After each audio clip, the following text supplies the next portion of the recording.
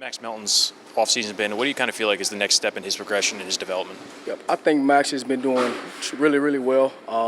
The biggest thing, we've been working on as a group, the small details. We kind of left a lot of stuff out there last year, and Max knows that. But we've really honed into the small details, and he's done a good job in terms of stepping up and being a leader. Right? We know that in order for us to take the next step, we need to actually take the next step higher as far as our leadership, and he's been doing a good job of that. I've been impressed so far.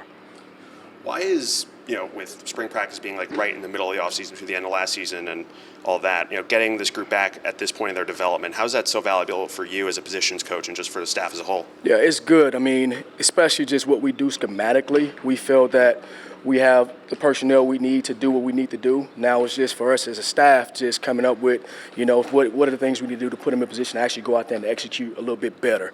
But I think this is a really good group. I love the energy. They're really focused and locked in. And obviously I love, as you guys see, it's a lot of energy out here. That's what we need to take the next step and get to where we need to be. You got two transfers at cornerback, Eric Rutgers and Charles Amankwaa. Yep.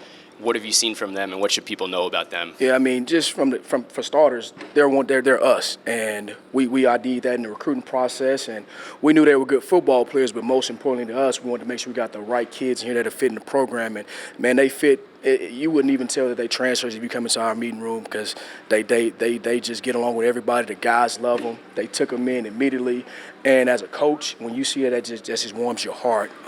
Because as you know, sometimes that can be a little chaotic, but it's been good. I enjoy both of them. I think they're both working really hard, and I think they're adjusting really well. Coach, with the guys you had coming back, like you said, and making strides, what kind of progress have you seen the guys make since the end of last season? The biggest thing that stands out to me is they're holding each other accountable. When they make a mistake on the field, I hear them on the sideline, I hear them in the other corner, coaching them up, and as you do that, and you start to build a culture, you're taking the right steps as a team. But I think that's something that we did lack last year that we've been doing a good job, especially with the young kids that we have. Longerbeam is a guy who's kind of made steady progress. What do you feel like his kind of process is this offseason? What's the biggest priority for him? Yep, we really just focus on his body. Beam has actually been very, very well just in terms of taking ownership and actually taking the next step as far as being a leader. As he know, we're a really good team when we have Robert Longerbeam out there. So we've been focused on just keeping him healthy and obviously taking that next step as far as a leadership role. And then, when you talk about these guys that, came into the program as young guys, now, in the case of Longerbeam, becoming more and more of a leader through spring practice, you get into the season, what does that process look like for a player to sort of assume that role? Yeah, well, to be honest with you, it starts with the coach. We can't just say, hey, man, you got to be a lead. The thing is, you got to show them how to lead. So we've been doing that just collectively as a staff. How do we let the leaders emerge? But one, we got to teach them how to lead. And I think Beam is one of the guys that kind of grasped that concept and just took it and ran with it. Secondary was kind of the strength of this team last year. Like, what's the next step for, the secondary as a whole? Yeah, well, we got to just play together, just play in sync. Obviously, we got some holes to fill, so we're just kind of working through that. But we're making progress. We know we're near where we need to be, but as you know, that's what you got spring ball for. You got fall camp. So we're still trying to figure some things out, and hopefully by the time September comes, we got it all figured out. It's been a year, since you got here. What have you learned, personally over the last year for yourself? Say it again, I'm sorry. You're here for a year at this point. What have you learned, about yourself, about everything, over the course of the last year? Well, the thing about this place is a tough place, and the thing that I love about here than any other place I've been is these kids come to work every day and they work hard. It's hard to go to Rutgers, play football, and go to school here.